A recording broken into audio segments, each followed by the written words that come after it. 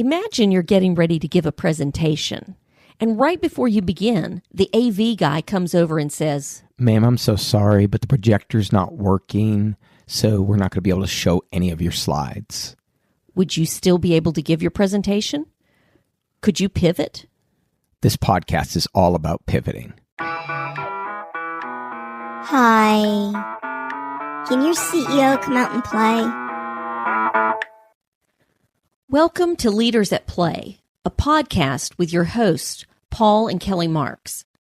Over the past decade, we have spoken to more than 45,000 business folks at organizations such as Amazon, Wells Fargo, Compass Group, and Duke University. At first, 4 companies took a chance on our unconventional workshop, but by 2018, we were giving more than 90 speeches across the country. So, we thank you for tuning in. So a few years ago, Kelly and I went to see a comedian do his performance, and he was doing a decent job. But He was. It felt crucial that I add that.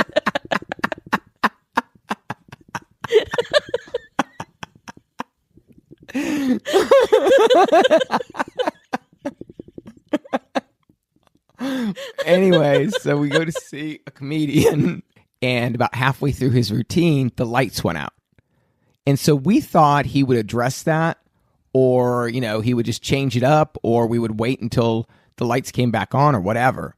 But I really thought he would just make jokes about the lights being out, and then when they came back on, he would start his routine again. But he didn't do that. No, he started to just continue his routine as if the lights hadn't gone out. He didn't change anything, even though the lights had gone out in the place, which made us feel uncomfortable. It made us realize that he couldn't pivot in the moment, that he was a comedian as long as everything was written down and he went in an exact order. And so that to us was just an abomination.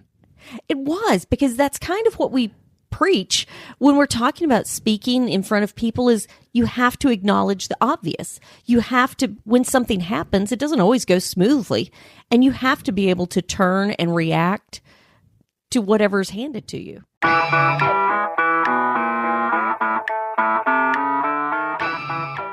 What we're going to do now is we're going to do a game to teach you pivoting, and it works perfectly for a podcast. This is called Radio Interview. In this particular segment, I am going to be the person who's interviewing Kelly. She has written a book on something. She's an expert on it, and I've asked her to come on to the show. And what's going to happen is I'll ask her a few questions, see if she can pivot in the moment as I ask these questions. Some of them will be germane to the book, but others will be off-center. And I still want to see if she can follow it. Then I'll act like there are people calling in, so I'll just have different accents, and I'll call in and ask other questions and see once again if she can handle the moments and pivot based on the questions that are asked. With that in mind, and then you all should do this as well in a group of 5 or 6 people. All right, with that in mind, you have written a book, and the book is a dummies book on electrical engineering. Okay, so you've written a book on electrical engineering. Okay. All right. Hi, welcome to the podcast. Oh, thank you so much for having me. Yeah, it looks like your name is Rebecca. Rebecca, yes. Yeah, it's a nice name. Thank you so much. Yes, and I see that you've written a book about electrical engineering, a dummies book for everybody. Right, exactly. It does make it easier for people to understand when you read it. Well, it is such a complicated, or can be such a complicated subject, that I thought I would break it down so that the average Joe would understand it. Yeah, as I read it, and I did enjoy it, I will say that the first 5 chapters on the light bulb seemed a bit excessive to me. And as I read it, there was no reference to Thomas Edison. It was almost like you felt like you had invented the light bulb. I am so thrilled that you picked up on that. Yeah. Here's the reasoning behind that. Oh, okay. It is a dummies book, right? Yes. I was testing to see how big of a dummy each individual reader is. Oh. If they picked up on the fact that they thought I made the light bulb, well, we're working with a different level of reader. Yes. Okay. So you're testing the reader of the book. Exactly. To see if they actually should even buy the book. Yes. If you notice at the end of the 5th chapter, it says, I mean, very small print at the bottom, it says, yes. if you realize that Thomas Edison made the light bulb, skip on over to chapter 8. Okay, yeah. If you don't, hit chapter 6. Okay. And what was chapter 6 about? That's where I describe the fact that Thomas Edison actually invented the light bulb. But if you already know it, you jump on over to chapter 8. That makes sense. That's it. Okay. Yeah. I will admit now that I just kind of flipped through the book. I didn't really read chapter for chapter. Oh, okay. Yeah. There we go. Now, we do actually have a couple of callers. As you can see, my board is lit up here with people that are calling in and they want to ask some questions. Okay. All right. So I'm going to go to caller number 1. You are on the air. Hi, caller. Hello. I just want you to know that I really enjoyed your book. Oh, thank you so much. Yes, but there were so many misspellings. Like you misspelled electrical, and on page 5 and again on page 25. You know, that is so unfortunate. And we have actually since then published a retake. A what? We've done a republishing because to cover some of those mistakes, there was an issue with my editor. Are you talking about a second edition? That's the word. Okay. Yes, go ahead. With the first edition that came out, the editor that was assigned to help me with the book was not an electrical engineer. Okay, it's my bedtime. Thank you for your help on this. I appreciate it. We have another caller. They've called in for line 2. Okay. Hi, caller. Hi. Listen, I'm in the 4th grade, and I decided to do your book as like a school project. Oh, I am so honored. Yeah, Thank you. I read it and everything, but some of the kids, they wanted me to read part of the book to them, and I was so excited to do that. But page 49, 50, and 53 have no words. So then I was just staring at the children, my fellow peers, if you will, and I felt so sad. Oh, I'm so My voice is rough because I've had a cold. Oh, dear. I'm so sorry. And I'm so sorry that happened to you in front of all of your friends. Yeah, wait, why are there no pictures on page 48, 49, 50, 51? Yeah, Well, it was very embarrassing for me. I'm so sorry that happened. Sometimes in electrical engineering, in the diagrams and the explanations for engineering, we put spaces to let people know. I'm sorry, I was listening. I just got a little yawny. Go ahead. That you need to take a break. There needs to be a pause in between the steps. Oh, so that was just to let them know. But I wish I had told the kids that. Yeah. Yeah, now they make fun of me and ostracize me, but whatever. Okay, well, thank you. Thanks for calling. Okay, yep, bye. We have time for one more call. Oh, great. Okay. Yeah, absolutely. Hi, caller. Hey, how you doing? Yeah, listen, I read your book and everything, and I really liked it and stuff. You know, I'm not an engineer myself, but I feel like this is going to get me into I feel like this is going to get me into the field of engineering. But I will say that my buddy, he was reading chapter 13, and so he put the negative with the positive back with the negative, and now he's in the hospital because he kind of got electrocuted. Well, And he's not doing well, so I just don't know if that's the right thing to do with the negative, positive, negative. right. I think that was a pretty good call. Was that another mistake that you made? Like, is the first edition all about killing yourself with electrocution?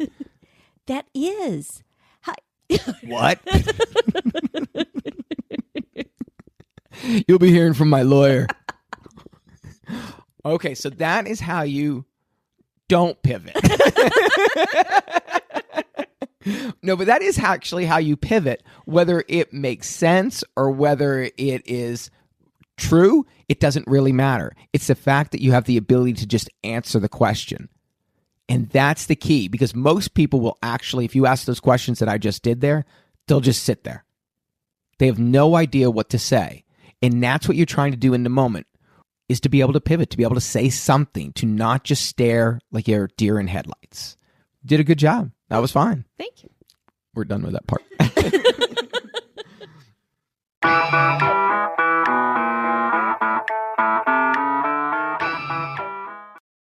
In 1996, we had friends Daryl and Leslie coming over to our house. They had their child Hayden, who was 6. And 6 or 7, yeah. And little Hannah was probably about 4. Right. And so they came over, and I will tell you this. Kelly likes the place when people come over to be spick and span. It needs to be spotless. She's always vacuuming, always making sure everything is straight, right? Mm-hmm. I do, yeah. I was brought up that if you have company, you clean the house. Yeah. Oh, okay. I was brought up that that it doesn't matter. You're a pig. But anyway, so they came over, and it looked beautiful.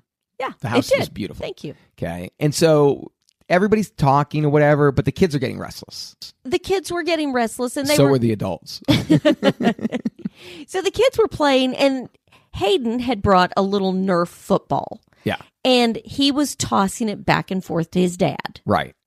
And everything was going fine. Right. And then all of a sudden, Hayden threw one, and it missed the dad. He didn't catch it, and it hit the lampshade. Yeah. And the lampshade faced the sun. So when it hit the lampshade, all of a sudden, dust came off the lampshade, and it was like nuclear bomb. It was the big mushroom cloud. Yes. Came straight off, and no one spoke. Everybody just stared. Everybody just stared at it, right? And Kelly was just mortified. I'm still mortified to this day. Yeah. So I leaned into Kelly, and I said to her to try and calm her down. I said, listen, maybe they didn't see it. Maybe they didn't see it, right? Right at that moment, Daryl turned to his son, Hayden, and said, try not to breathe until we leave. Just perfect. And then a minute later, Hannah, the little 4-year-old, she looked at her mommy and said, hey, I wrote my name on the coffee table in the dust. One of my prouder moments. Yes. So we thought, all right, that's fine. There's no big deal or whatever. Like, it'll be forgotten soon enough. Sure. But that Christmas, the doorbell rang, and we walked outside, and there was a can of Pledge that was left from Daryl. With a big Christmas Leslie. bow on top. Yeah. Said, you might want to use this. Perfect.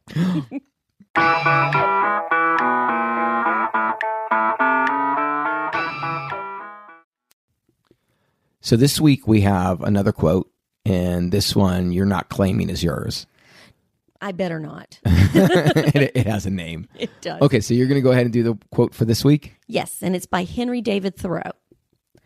A single footstep will not make a path on the earth, so a single thought will not make a pathway in the mind. To make a deep physical path, we walk again and again. To make a deep mental path, we must think over and over the kind of thoughts we wish to dominate our lives. That's just beautiful. Here are this week's bloopers. Please be advised that the quantity has increased greatly. Thanks for joining us today. Yeah, we'll see you all next week when we deliver our 5th episode. Absolutely. 5th and final. Bye-bye. Bye. Locally here. And I don't like that. Here. Locally here. Okay. Take 8. You're a natural. Just be yourself. Just do your thing. Oh, look. It's morning.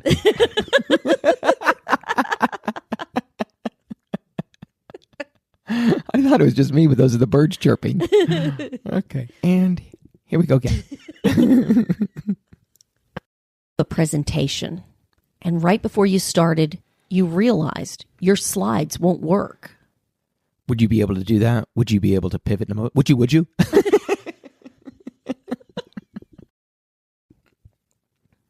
Imagine you're getting ready to give a presentation, and right before you begin, the AV...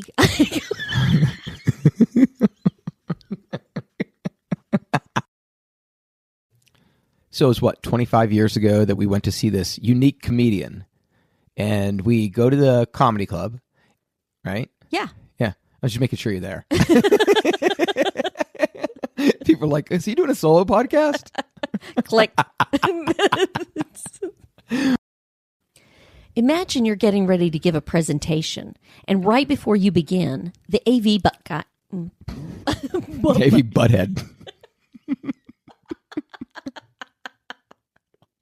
I can be good when I wanna. I just don't wanna. I can be good.